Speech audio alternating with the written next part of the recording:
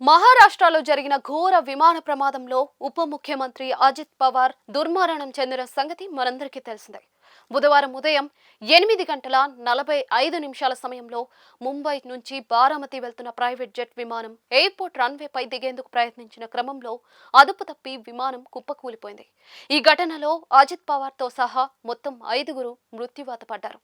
Directorate general of civil aviation ఈ ప్రమాదాన్ని ధృవీకరించింది. Baramati ఎయిర్పోర్ట్లోని table top రన్వేపై landing ప్రయత్నంలో రన్వే అంచున విమానం కూలిపోయిందని స్పష్టం చేసింది. విషాదకరంగా విమానంలో ఉన్న 5గురు వ్యక్తులు ప్రాణాలు కోల్పోయారని పేర్కొంది. అజిత్ పవార్తో పాటు ఆయనతో పాటు ఉన్న 2 సిబ్బంది, విమానంలోని 2 పైలట్లు దుర్మరణం చెందినట్లుగా వెల్లడించింది.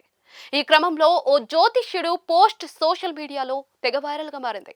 గతేడాది నవంబర్ 8న జ్యోతిష్యుడు ప్రశాంత్ పెట్టిన ఓ పోస్ట్ లో డిసెంబర్ 2025 నుంచి ఫిబ్రవరి 2026 మధ్య ముఖ్యమంత్రి లేదా కేంద్ర మంత్రి మృతి చెందే అవకాశం ఉందని చెప్పారు. ఒకప్పుడు ముఖ్యమంత్రి లేదా కేంద్ర మంత్రిగా పనిచేసిన అనుభవజ్ఞుడైన కొందరు రాజకీయ నేతలు డిసెంబర్ 2025 నుంచి ఫిబ్రవరి 2026 మధ్య చనిపోయే అవకాశం ఉందని ఆ పోస్ట్ లో పేర్కొన్నాడు. అయితే అజిత్ పవార్ మరణం సరిగ్గా ఇదే సమయంలో చోటు చేసుకోవడంతో ఆయన మరణాన్ని తాను ముందే ఊహించానని చెప్పడం నెట్టింట చర్చకు దారితీసింది. ఈ మేరకు సదరు జ్యోతిష్యుడు తాజాగా మరొక పోస్ట్ పెట్టాడు. డిసెంబర్ 2025 నుంచి ఫిబ్రవరి 2026 మధ్య ఒక అనుభవజ్ఞుడైన రాజకీయ నాయకుడు చనిపోతారని నేను అంచనా వేశాను. మహారాష్ట్ర ఉప ముఖ్యమంత్రి అజిత్ పవార్ విమాన ప్రమాదంలో మరణించారు అని కీలక వ్యాఖ్యలు చేశారు. అయితే జ్యోతిష్యుడు ప్రశాంత్ పోస్ట్ పై నెటిజన్లు తీవ్ర ఆగ్రహం వ్యక్తం చేస్తూ ఉన్నారు. చనిపోయిన నేత ముఖ్యమంత్రి కాదు, లేదా కేంద్ర మంత్రి కూడా కాదు. తమరి అంచనా ఎక్కడ నిజమైందని ఓ యూజర్ వెటకారం చేశాడు.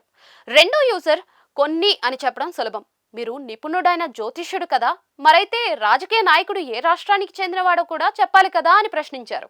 బ్రో, నీ అంచనాకు నోస్ట్రాడమస్ కూడా కదిలిపోతాడు అని మరో యూజర్ ఎద్దేవా చేశాడు. నువ్వు ఎందుకు మరీ అంత ఉత్సాహంగా ఉన్నావు? ఇది సెలబ్రేట్ చేసుకునే విషయం ఏమీ కాదు కదా. ఇప్పుడు మేమంతా నిన్ను ఓ ప్రవక్తగా గుర్తించాలా అని మరో యూజర్ గడ్డిపెట్టాడు. ప్రస్తుతం సదరు జ్యోతిష్యుడు ప్రేలాపనలు సోషల్ మీడియాలో వైరల్ గా మారాయి.